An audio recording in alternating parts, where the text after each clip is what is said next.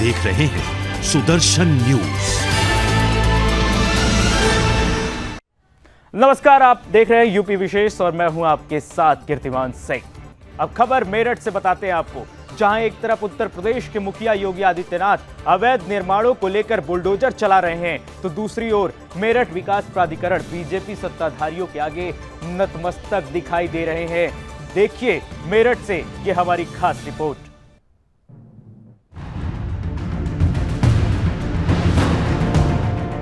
उत्तर प्रदेश के मुख्यमंत्री योगी आदित्यनाथ जहां एक तरफ अपनी ही सरकार में बैठे मंत्री, विधायक और बीजेपी कार्यकर्ताओं को सख्त निर्देश दे रहे हैं कि लापरवाही नहीं बरती जाएगी, तो वहीं मेरठ विकास प्राधिकरण ठीक उल्टे राह पर चल रहा है। मेरठ विकास प्राधिकरण के जोन D4 क्षेत्र के अब्दुल्लापुर रोड और गंगानगर के पीछे एजुकेशन जोन में अवैध कच्ची कॉलोनी काटी जा रही है, जिस पर मेरठ विकास प्राधिकरण द्वारा अभी तक कोई कार्रवाई नहीं की जा रही है। जब इस अवैध कच्ची कॉलोनियों पर कार्रवाई की जानकारी जोन D4 के अवर अभियंता से ली गई, तो उनका कहना है कि मेरे हाथ में कुछ नहीं है, जो कुछ भी है वो जोनल अधिकारी के हाथ में है।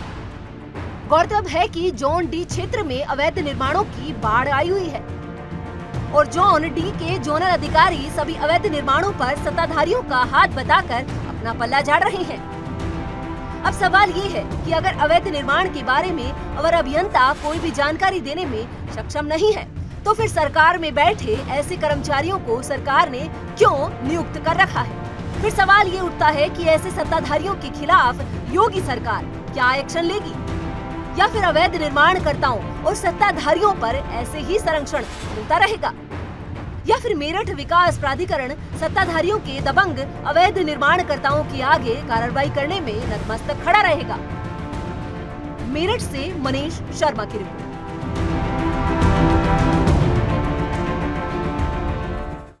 अब खबर यूपी के मुजफ्फरनगर से है, जहां 3 दिन पहले गोवंश अज्ञात वाहन के द्वारा टक्कर लगने से घायल हुआ था और घायल गोवंश को आवारा कुत्तों ने नोच दिया था। दरअसल ये मामला चरथावल थाना क्षेत्र के ग्राम बिररासी का है, जहां पर ग्रामीणों के द्वारा लगातार घायल गोवंश की देखरेख की जा रही है, लेकिन किसी पशु चिकित्सक और प्रशासनिक अधिकारी ने घायल गोवंश का इलाज नहीं कराया।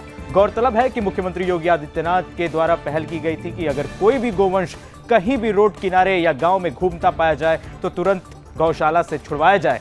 इस क्षेत्र में आए दिन गोवंश से लगातार घायल हो चुके और कई गोवंश मर भी चुके हैं, लेकिन प्रशासनिक अधिकारियों के द्वारा अब तक गोवंश गौशाला में नहीं छोड़ा गया है।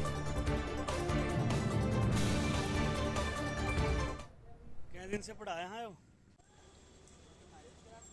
मामला तो यह है कि भाई गोवंशों की हालत होगी खराब।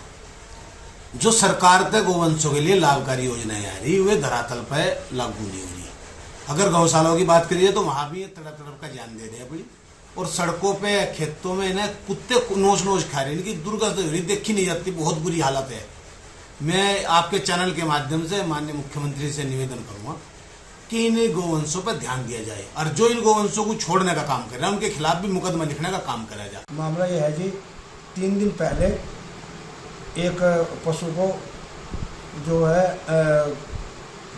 वाहन कोई ट्रक उसको टक्कर मार के चला गया और टक्कर मारने से घायल हो गया, लेकिन उसकी किसी भी प्रशासनिक अधिकारी ने कोई भी सुध नहीं दी और उसका जो देखभाल है, जो उसके बराबर में जो गांव के निवासी हैं, मैं इसकी देखभाल कर रहे, और जबकि हमारे उसी के नज़दीक सरकारी पशु चिकित्सालय है, जो कि डॉक्टर और प्रशासनिक अधिकारियों ने उसकी कोई सुध नहीं ली। अब खबर यूपी के हापुड़ से, जहां पुलिस की बदमाशों से पुलिस मुठभेड़ हुई है, जिसमें 3 बदमाशों को गिरफ्तार किया गया है। ऑपरेशन लंगड़ा के तहत एक गौ तस्कर घायल हुआ है। पकड़े गए बदमाशों के कब्जे से एक जिंदा गाय, गोकशी के उपकरण, 2 तमंचा और एक अवैध चाकू बरामद हुआ है। दरअसल गढ़मुक्तेश्वर में गौ तस्करों पर बड़ी कार्रवाई की गई है।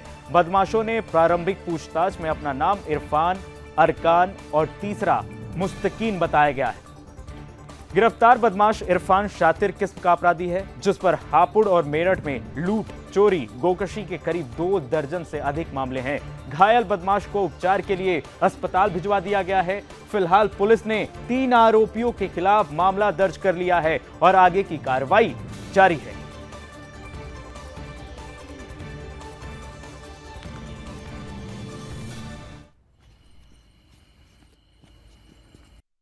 आज दिनांक 5/8/2022 को मध्य रात गढ़मुक्तेश्वर पुलिस को मुखबिर द्वारा सूचना दी गई दौताई नहर पर गोकशी होने वाली है। इस सूचना पर गढ़मुक्तेश्वर पुलिस मौके पर पहुंची, घेराबंदी की, जहां पर 3 बदमाशों के साथ मुठभेड़ हुई, जिसमें एक बदमाश घायल हुआ, 2 गिरफ्तार पकड़े गए। अब खबर यूपी के हरदोई से है, जहां शिक्षा, स्वास्थ्य, सुरक्षा को लेकर योगी सरकार बड़े बड़े दावा करती है, लेकिन जमीनी स्तर पर संबंधित अधिकारियों ने इन वादों की धज्जियां उड़ाने में कोई कोर कसर नहीं छोड़ी है। बता दें कि कछौना ब्लॉक के प्राथमिक विद्यालय में विद्युत लाइन जलकर टीन शेड पर गिर गई और विद्यालय बंद होने से बच्चे घायल हो गए और बाल बाल बच गए। एक बड़ा हादसा होने से बच गया। वहीं ग्रामीणों का कहना है कि एक माह में कई बार लाइन में आग लग चुकी है, लेकिन बिजली विभाग अपनी लापरवाही कर रहा है। मौके पर मौजूद अखिलेश कुमार ने बताया कि ओवरलोड होने की वजह से आग लग रही है, जिसकी कई बार शिकायत भी की गई, लेकिन कोई भी कार्रवाई नहीं हुई है।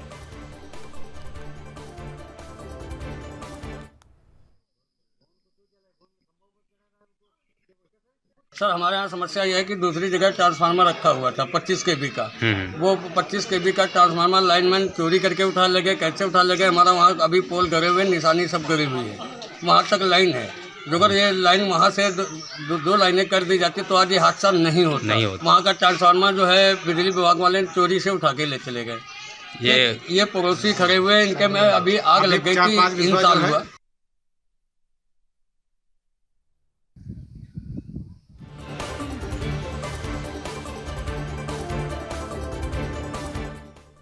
अब खबर यूपी के कानपुर से है, जहां शिक्षा विभाग नौनिहालों को घास काटने और साफ सफाई की ट्रेनिंग दे रहा है। वहीं शिक्षकों द्वारा मासूम छात्रों को मजदूर बनाने का प्रशिक्षण भी दिया जा रहा है। गौरतलब है कि शिक्षा विभाग की बड़ी लापरवाही सामने आई है और उसका वीडियो वायरल हुआ है। दरअसल सरकार के स्कूल चलो अभियान के तहत पढ़ेगा इंडिया तभी तो बढ़ेगा इंडिया जैसे स्लोगन दिखावा बनते जा रहे हैं। इस अभियान को खुलेआम सरकारी स्कूल में शिक्षा हासिल करने की गरज से आए छात्रों से मजदूरी का व्यवहार किया जा रहा है और डॉक्टर और इंजीनियर बनने की आस लगाए छात्रों से साफ सफाई और घास काटने की ट्रेनिंग लेते हुए नजर आ रहे हैं।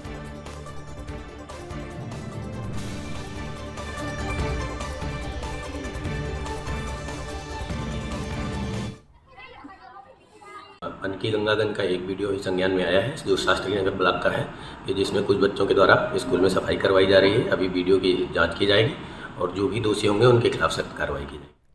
वहीं अब खबर यूपी के मुरादाबाद से है, जहां नियम और मानक ठेंगे पर रखकर मासूमों की जान से खिलवाड़ हो रहा है और परिवहन विभाग इस बड़े हादसों का इंतजार कर रहा है। दरअसल टेम्पो, विक्रम, मिनी बस और मैजिक से बच्चों को स्कूल लाया जाता है।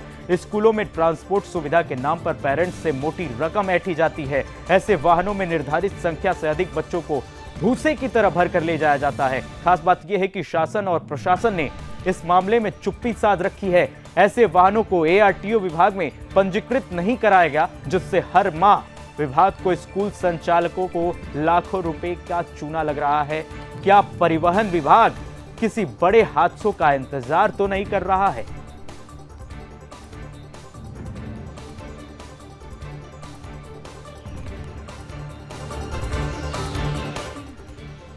अब खबर यूपी के मुजफ्फरनगर से, जहां उस समय विवाद हो गया जब जिला पंचायत अध्यक्ष के परिवार के कुछ लोगों ने सभी नियमों को ताक पर रखकर दवा मार्केट पर अपने होर्डिंग लगा दिए। तो वहीं अब दवा व्यापारियों ने जिला पंचायत अध्यक्ष के खिलाफ सत्ता का दुरुपयोग और परिवारवाद का आरोप लगाते हुए मोर्चा खोल दिया है। इसी सिलसिले में दवा व्यापारियों ने आज एक बड़ी बैठक का आयोजन किया, जिसमें आक्रोशित दवा व्यापारियों ने सर्वसहमति से निर्णय लिया कि यदि 1 सप्ताह के अंदर सरकारी बिल्डिंग पर लगे होर्डिंग नहीं हटाए गए तो जिला पंचायत अध्यक्ष का घेराव किया जाएगा। यदि फिर भी समाधान नहीं होता है तो अपनी दुकानें बंद कर DM कार्यालय पर अनिश्चितकालीन धरना दिया जाएगा।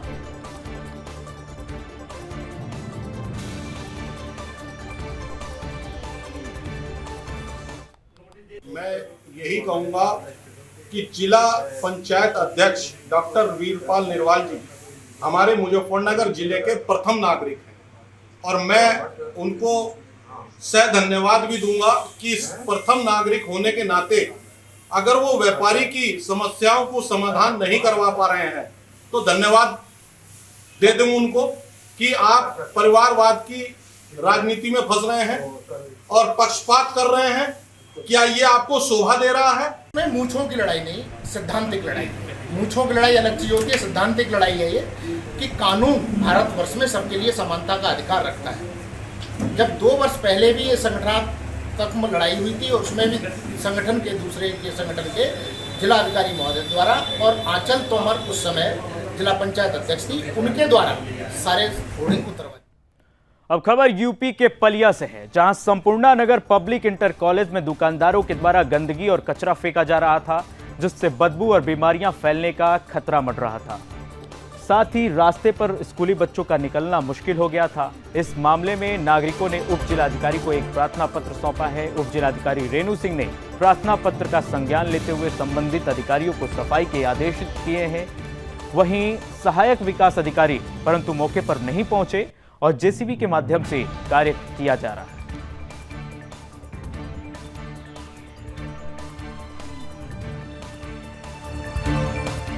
अब खबर यूपी के सहारनपुर से, जहां प्राइवेट बस संचालकों के द्वारा स्कूली छात्रों की जान के साथ बड़ा खिलवाड़ किया जा रहा है। बस संचालकों की हठधर्मिता के चलते स्कूली छात्र छतों पर बैठाए जाते हैं, जिससे कभी भी कोई अनहोनी घट सकती है। दिल्ली हाईवे पर बसों की छतों पर भारी संख्या में छात्रों को बिठाया जाता है। बस संचालकों को छात्रों की जान की जरा भी फिक्र नहीं है, जबकि बस संचालक भी स्कूली छात्रों को जबरदस्ती बस की छत पर बैठाकर सफर कराते हैं। जबकि गंदेवड़ हथुड़ी कुंड मार्ग पर वृक्षों और बिजली के तारों का जमावड़ा है। यदि कोई अप्रिय घटना घटी तो कौन जिम्मेदार होगा?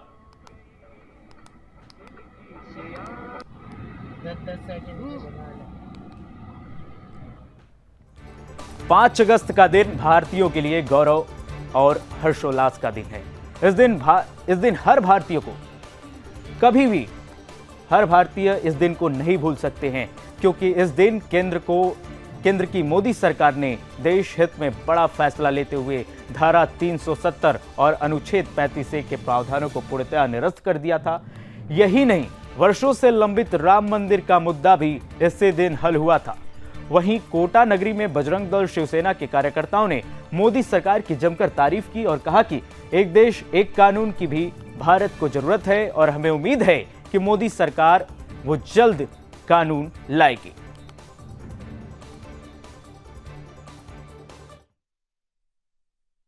श्री राम जन्मभूमि अयोध्या में मंदिर का निर्माण की नींव रखी गई थी। यह है वो 5 अगस्त, तो इसे भी हमें शौर्य दिवस की तरह मनाना चाहिए। और मैं आप सभी से निवेदन करूंगा कि इस 5 अगस्त को कुछ ऐसा नाम दीजिए कि वर्षों वर्ष हिंदू समाज इस तारीख को याद रखे। 5 अगस्त का दिवस पूरे दुनिया में रहने वाले हिंदू समाज के लिए गौरव का दिन है। आज के दिन 5 अगस्त 2019 को जम्मू कश्मीर की परम पवित्र भूमि पर लगी हुई धारा 370-35A रूपी कलंक का टीका आज ही के दिन धोया गया था। आज ही के दिन 500 वर्ष से लगातार हिंदू समाज संघर्षरत हमारे प्रभु श्री राम जन जन के राम के मंदिर के लिए, जन्मभूमि के लिए संघर्षरत था। उसके लिए 5 अगस्त 2020 के दिन भूमि पूजन किया गया। निश्चित ही आज का दिवस पूरी दुनिया के हिंदू समाज के लोगों के लिए गौरव का दिन है। महाराष्ट्र के कल्याण डोंबिवली शहर में कछुओं की तस्करी का बड़ा मामला सामने आ रहा है, जहां खरीद बिक्री की घटनाओं में वृद्धि नहीं हुई है। बड़ी संख्या में कछुओं की तस्करी कारोबारियों द्वारा की जा रही है। ऐसे में दुकानदारों के खिलाफ कल्याण वन विभाग ने कमर कस ली है और छापेमारी कार्रवाई शुरू कर दी है। वन विभाग ने कल्याण पश्चिम क्षेत्र में पालतू जानवरों की दुकान पर छापेमारी कर कई कछुओं को जब्त कर लिया है और वन विभाग द्वारा लगातार दुकानों पर छापेमारी की कार्रवाई जारी है।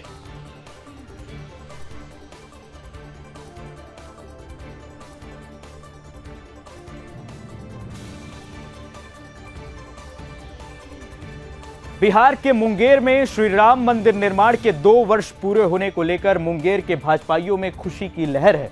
वहीं स्थानीय मंदिरों में पूजा पाठ की जा रही है। वहीं बीजेपी जिला उपाध्यक्ष अमरीश ने प्रधानमंत्री नरेंद्र मोदी को बधाई दी है और कहा कि 5 अगस्त देश का सबसे बड़ा दिन है, तो इस दिन देश के कई अहम फैसले भी लिए गए, जिसमें एक राम मंदिर निर्माण का कार्य शुरू किया गया। आगे उन्होंने क्या कुछ कहा, आइए आपको सुनाते हैं।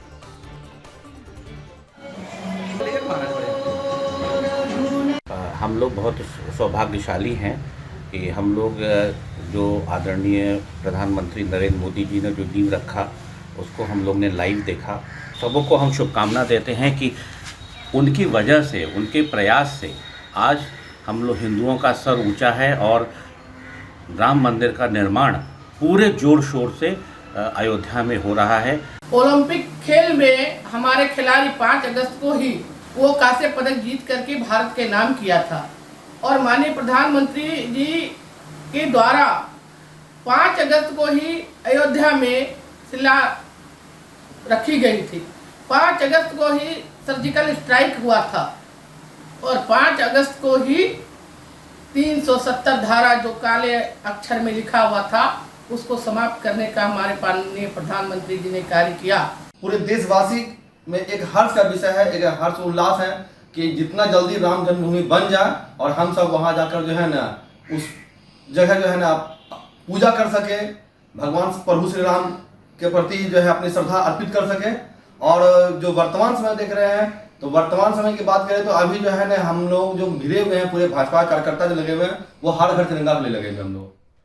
अब खबर ओडिशा से। ओडिशा के सुंदरगढ़ जिला के कुतरा ब्लॉक के खटकू बहाल पंचायत में JSW सीमेंट की चूना पत्थर खदान है, जहां ग्रामीणों द्वारा शिकायत की गई कि माइंस में ब्लास्टिंग होने पर पत्थर छिटककर ग्रामीणों के घर के ऊपर गिरता है। बता दें कि ग्रामीणों की शिकायत पर खनन अधिकारी समेत तहसीलदार और प्रशासन की टीम मौके पर पहुंची, लेकिन प्रशासन को माइंस में ब्लास्टिंग नहीं मिला। तो वहीं दूसरी ओर वहीं ग्रामीणों का कहना है कि आज का ब्लास्टिंग अलग तरीके से किया गया, जिससे आवाज भी कम हुई और पत्थर भी नहीं छिटका। लेकिन ग्रामीणों की ओर से विरोध करने वाले 5 लोगों को गिरफ्तार कर कोर्ट चालान कर दिया गया है, जिससे ग्रामीणों में रोष देखा जा रहा है।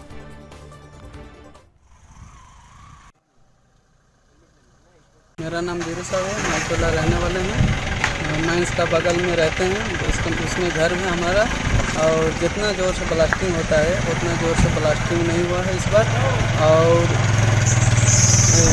डांडा उंडा भी नहीं रहता था और साइलेंसर जो ब्लास्ट होने से पहले बाजता था वो भी कम साउंड से उस टाइम कुछ समझ नहीं आ रहा था, जानकारी नहीं होता। इस बार बहुत ज़्यादा से साउंड टेस्ट किया, इसमें जानकारी ले साउंड ज़्यादा बढ़ा दिया है। और फिलहाल हम लोग का घर, मेरा घर में ब्लास्ट होकर फट गया है और धंसने वाला है।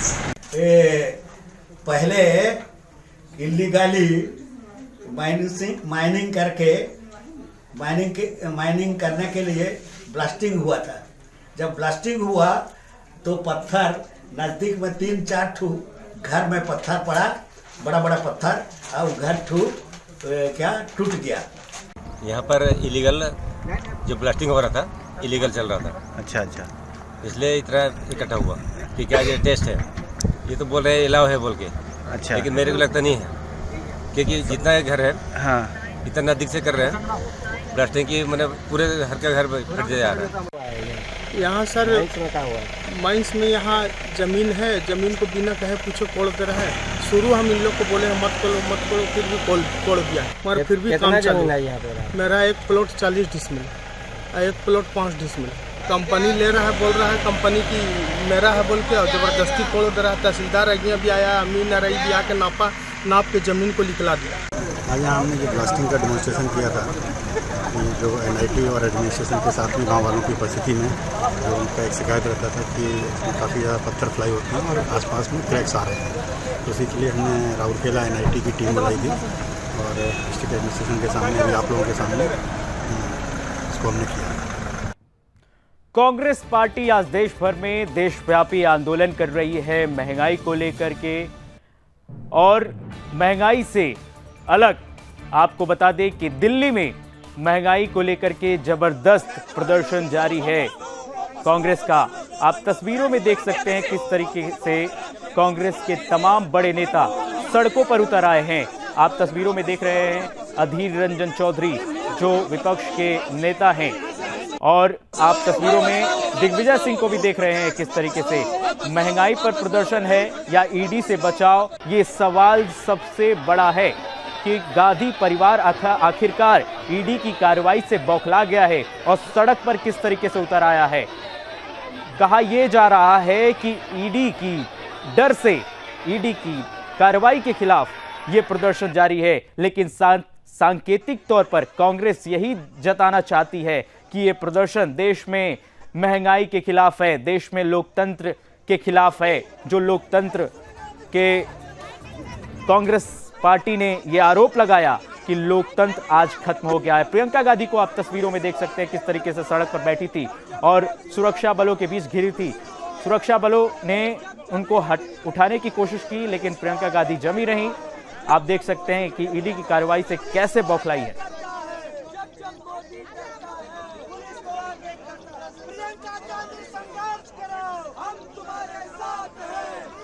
और अब आइए आपको कुछ प्रतिक्रियाएं सुनाते हैं लोगों की इस प्रदर्शन पर क्या है। भ्रष्टाचार करने वाले काले कारनामे करके भ्रष्टाचार को छिपाने के लिए संसद से सड़क तक आएंगे, तब भी सच झूठ नहीं हो जाएगा। जिन्होंने भ्रष्टाचार किया है, जो बेल पर हैं और जेल जाने से डरते हैं, उनको जांच एजेंसियों का डर क्यों है? आखिरकार छिपा क्या रहे हैं? क्यों सड़कों पर उतर रहे हैं? जनता सवाल बार बार एक पूछती है कि गुनाहगार को गुनाह छिपाने के लिए आखिरकार सबका सहयोग क्यों लेना पड़ रहा है?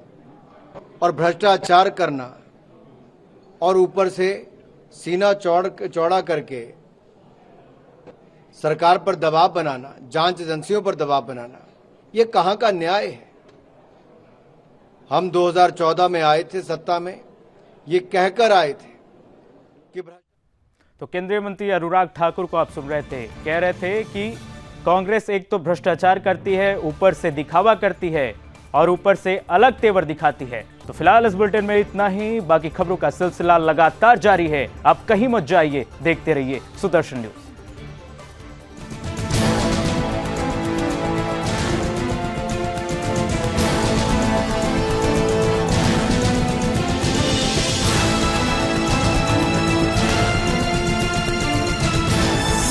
आप देख रहे हैं सुदर्शन न्यूज।